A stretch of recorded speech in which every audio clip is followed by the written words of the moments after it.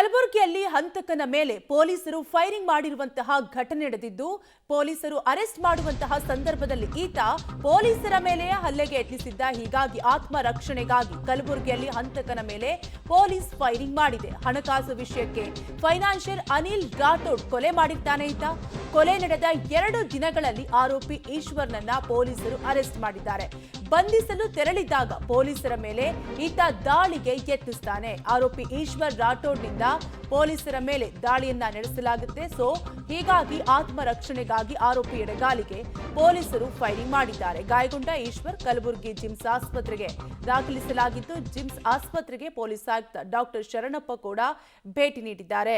ಒಟ್ಟಾರೆಯಾಗಿ ಕಲಬುರಗಿಯಲ್ಲಿ ಹಂತಕನ ಮೇಲೆ ಪೊಲೀಸರು ಫೈರಿಂಗ್ ನಡೆಸಿದ್ದಾರೆ. ಈತನನ್ನ ಅರೆಸ್ಟ್ ಮಾಡುವಂತಹ ಸಂದರ್ಭದಲ್ಲಿ ಪೊಲೀಸರ ಮೇಲೆಯೇ ಹಲ್ಲೆಯನ್ನ ನಡೆಸಲು ಯತ್ನಿಸಿರ್ತಾನೆ. ಹೀಗಾಗಿ ಆತ್ಮರಕ್ಷಣೆಗಾಗಿ ಪೊಲೀಸರು ಈತನ ಎಡಗಾಲಿಗೆ ಫೈರಿಂಗ್ ಮಾಡಿದ್ದಾರೆ. ಹಣಕಾಸು ವಿಷಯಕ್ಕೆ ಈತ ಫೈನಾನ್ಷಿಯರ್ ಅನಿಲ್ ರಾಠೋಡನ್ನ ಕೊಲೆ ಮಾಡಿರ್ತಾನೆ. ಕೊಲೆ ನಡೆದ 2 ದಿನದಲ್ಲಿ ಈತನನ್ನ ಪೊಲೀಸರು ಅರೆಸ್ಟ್ ಮಾಡಿದ್ದಾರೆ. ಪೊಲೀಸ್ ಸ್ಟೇಷನ್ ವ್ಯಾಪ್ತಿಯಲ್ಲಿ 2 ದಿನಗಳ ಹಿಂದೆ ಒಬ್ಬರು ಸೆಲ್ಫ್ ಫೈನಾನ್ಷಿಯರ್ ಮತ್ತು ಅಡ್ವೊಕೇಟ್ ಅಂತ ವೃತ್ತಿಯಲ್ಲಿ ಮಾಡ್ತಾ ಇರೋರೊಬ್ಬರದ ಬರ್ಬರವಾದ ಒಂದು ಹತ್ಯೆ ಆಗಿತ್ತು. ಆ ಹಿನ್ನೆಲೆಯಲ್ಲಿ 3 ವಿಶೇಷ ತಂಡಗಳನ್ನು ಮಾಡಲಾಗಿತ್ತು. 3 ತಂಡಗಳ ವಿಶೇಷ ತಂಡಗಳ ಕಾರ್ಯಾಚರಣೆಯಿಂದ ಆ ಪ್ರಕರಣದಲ್ಲಿ ಭಾಗಿಯಾಗಿರುವ 3 ಜನ ಆರೋಪಿಗಳನ್ನು ಇವತ್ತು ವಶಪಡಿಸಿಕೊಳ್ಳಲಾಯಿತು.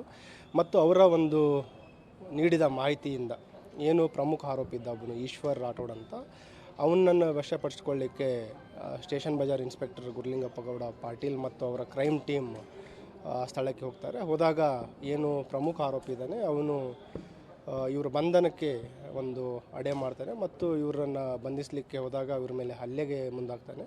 ಅವನು ಹಲ್ಲೆ ಮಾಡಿದಾಗ ಶಾರ್ಪ್ ವೆಪನ್ನಿಂದ ಹಲ್ಲೆ ಮಾಡ್ತಾನೆ. ಹಲ್ಲೆ ಮಾಡಿದಾಗ 3 ಜನ ನಮ್ಮ ಪೊಲೀಸ್ ಸಿಬ್ಬಂದಿಯವರು ಅನಿಲ್, ಶಿವಲಿಂಗ್ ಮತ್ತು ಸಂಗಣ್ಣ ಅಂತ 3 ಜನ ಕ್ರೈಮ್ ಸ್ಟಾಫ್ ಹಲ್ಲೆ ಗಾಯಗೊಂಡಿದ್ದಾರೆ.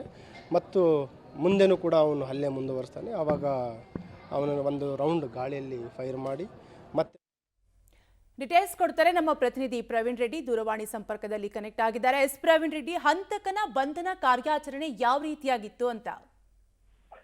ಕಾವ್ಯ, ಏನಂದ್ರೆ 2 ದಿನಗಳ ಹಿಂದೆ ಕಲಬುರಗಿಯಲ್ಲಿರುವಂತಹ ಫೈನಾನ್ಷಿಯರ್ ಅನಿಲ್ ರಾಠೋಡ್ ಮೇಲೆ ಏನಂದ್ರೆ ಬರ್ಬರವಾಗಿ ಈ ಒಂದು ಈಶ್ವರ್ ರಾಠೋಡ್ ಮತ್ತು ಇನ್ನೂ ಉಳಿದಂತೆ 3 ಜನ ಹಂತಕರು ಏನಂದ್ರೆ ಮಾರಕಾಸ್ತ್ರದಿಂದ ಹೊಡೆದು ಬರ್ಬರವಾಗಿ ಕೊಲೆ ಮಾಡಿದ್ರು. ಈ ಒಂದು ಕೊಲೆ ಪ್ರಕರಣ ಇಡೀ ಕಲಬುರಗಿ ನಗರವನ್ನೇ ಬೆಚ್ಚಿ ಬೀಳಿಸಿತ್ತು. ಅದಾದ ಬಳಿಕ ಏನಂದ್ರೆ ಖಾಕಿ ಪಡೆ ಸಂಪೂರ್ಣವಾಗಿ ಹೈ ಅಲರ್ಟ್ ಆಗಿ ಈ ಒಂದು ಪ್ರಕರಣವನ್ನು ಭೇದಿಸಬೇಕು, ಪ್ರಮುಖವಾಗಿ ಯಾರೆಲ್ಲ ಆರೋಪಿಗಳಿದ್ದಾರೆ ಎಲ್ಲರನ್ನು ಕೂಡ ಬಂಧಿಸಬೇಕು ಅಂತ ಹೇಳಿ ಮುಂದಾಗಿದ್ರು. ಘಟನೆ ನಡೆದ ದಿನವೇ ಓರ್ವ ಆರೋಪಿ ಪೊಲೀಸರ ಮುಂದೆ ಖುದ್ದು ಹಾಜರಾಗಿದ್ದ. ಆದ್ರೆ ಪ್ರಮುಖ ಆರೋಪಿ ಏನಂದ್ರೆ ಈ ಒಂದು ಕೊಲೆ ಪ್ರಕರಣದ ಒಂದು ಸಂಪೂರ್ಣವಾದಂತಹ ಮಾಸ್ಟರ್ ಮೈಂಡ್ ಏನಾಗಿದ್ದ ಈಶ್ವರ್ ರಾಠೋಡ್, ಆತ ಮಾತ್ರ ಪೊಲೀಸರಿಗೆ ಪತ್ತೆ ಆಗಿರ್ಲಿಲ್ಲ.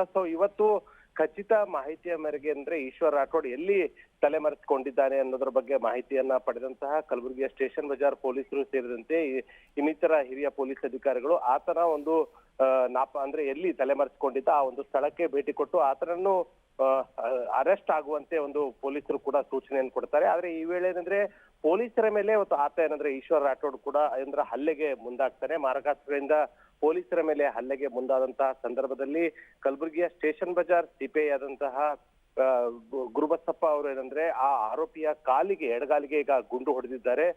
ಘಟನೆಯಲ್ಲಿ 3 ಜನ ಪೊಲೀಸರಿಗೂ ಕೂಡ ಒಂದು ಸಣ್ಣ ಪುಟ್ಟ ಗಾಯಗಳಾಗಿದ್ದು ಅವರನ್ನು ಕೂಡ ಕಲಬುರಗಿಯ ಜಿಮ್ಸ್ ಆಸ್ಪತ್ರೆಗೆ ದಾಖಲಿಸಲಾಗಿದೆ. ಅದೇ ರೀತಿಯಾಗಿ ಘಟನೆಯಲ್ಲಿ ಗಾಯಗೊಂಡಂತಹ ಈಶ್ವರ್ ರಾಠೋಡ್ ಕೊಲೆ ಆರೋಪಿ ಇದ್ದಾರೆ, ಆತನನ್ನು ಕೂಡ ಕಲಬುರಗಿಯ ಜಿಮ್ಸ್ ಆಸ್ಪತ್ರೆಯಲ್ಲಿ ಚಿಕಿತ್ಸೆ ಕೊಡ್ಲಾಗ್ತಾ ಇದೆ. ಒಟ್ಟಾರೆ ಏನಂದ್ರೆ ಈ ಒಂದು ಕೊಲೆ ಪ್ರಕರಣ ಸಂಬಂಧ ಇಲ್ಲಿವರೆಗೂ ಕೂಡ 3 ಜನ ಆರೋಪಿಗಳ ಬಂಧನ ಆಗಿದೆ. ಪ್ರಮುಖವಾಗಿ ಏನಂದ್ರೆ ಸಾಲ ಕೊಟ್ಟಿದ್ದನ್ನ ಮರು ಕೇಳಿದ್ದಕ್ಕೆ ಈ ಒಂದು ಕೊಲೆ ಮಾಡಿರೋದಾಗಿ ಆರೋಪಿಗಳು ತಪ್ಪೊಪ್ಪಿಕೊಂಡಿದ್ದಾರೆ. ಕಾವ್ಯ, ಥ್ಯಾಂಕ್ ಯು ಪ್ರವೀಣ್ ರೆಡ್ಡಿ ಡೀಟೇಲ್ಸ್ಗಾಗಿ.